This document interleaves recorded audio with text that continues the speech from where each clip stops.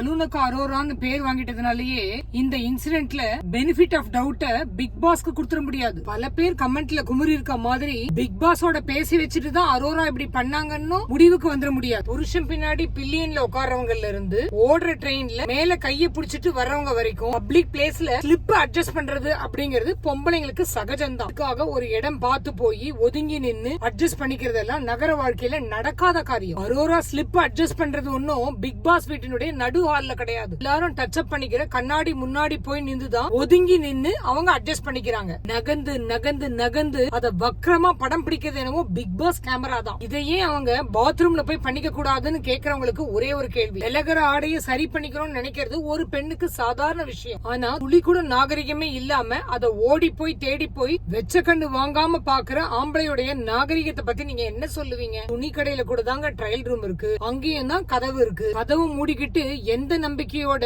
உடை மாத்துறாங்க பெண்கள்? அங்க 1000 நடக்குது பிக் பாஸ் ஹவுஸ்ல. எல்லாத்தையுமே அவங்க காமிச்சிடுறாங்க. கொஞ்சம் கொச்சையா இருந்தாலும் ஒரு உதாரணம் சொல்றேன். ராத்திரி பிக் பாஸ் ஹவுஸ்ல எல்லாரும் படுத்து தூங்குறாங்க. அதுல ஒரு பெண்ணோட ஆடை அவளையும் அறியாம விலகி கிடக்குதுன்னு வைங்க. சொந்த வீட்டுக்குள்ள இருக்கும் அப்படிங்கிற அந்த நம்பிக்கையோட தானே அங்க அந்த பொண்ணு அசந்து தூங்குறான். எந்நேரமும் கேமரா தன்னை பாக்குதுன்னு தெரிஞ்சாலும் எப்படி வந்தது அந்த நம்பிக்கை? எல்லாத்தையும் ஒண்ணு விடாம படம் பிடிச்சாலும் பிக் பாஸ் தன்னை எதுவும் தப்பா ப்ரொஜெக்ட் பண்ணிட மாட்டாரு அப்படிங்கிற நம்பிக்கையில தானே ஆக கூடி இங்க நம்பிக்கை துரோகம் பண்ணிருக்கிறது பிக் பாஸ் தான். கணவனும் மனைவியும் அந்தரங்கமா இருக்கும் போது அவங்களுக்கு தெரியாம ஹோட்டல் ரூம்ல ரகசிய கேமரா வச்சு படம் பிடிச்சாங்கன்னு அடிக்கடி கும்பல்கள் அரெஸ்ட் ஆறத நம்ம பாத்திருப்போம். அதுக்கும் பிக் பாஸ் பண்ண வேலைக்கும் பெரிய வித்தியாசம் இருக்க மாதிரி நான் பாக்கல. ரோரா டிரெஸ் அட்ஜஸ்ட் பண்ற அந்த ஃபுட்டேஜ அவங்களே விரும்பி இருந்தா கூட வெளியில காமிச்சிருக்க கூடாது. ஒருவேளை அவங்களுக்கு தெரியாம தான் இந்த ஃபுட்டேஜ் லீக் ஆச்சு அப்படின்னா இதை விட ஒரு பெரிய குற்றம் இருக்க முடியாது. பிக் பாஸ் ஹவுஸா இல்ல ப்ளூ பிலிம் ஹவுஸான்னு இப்பவே கேள்வி கேட்க ஆரம்பிச்சிட்டாங்க.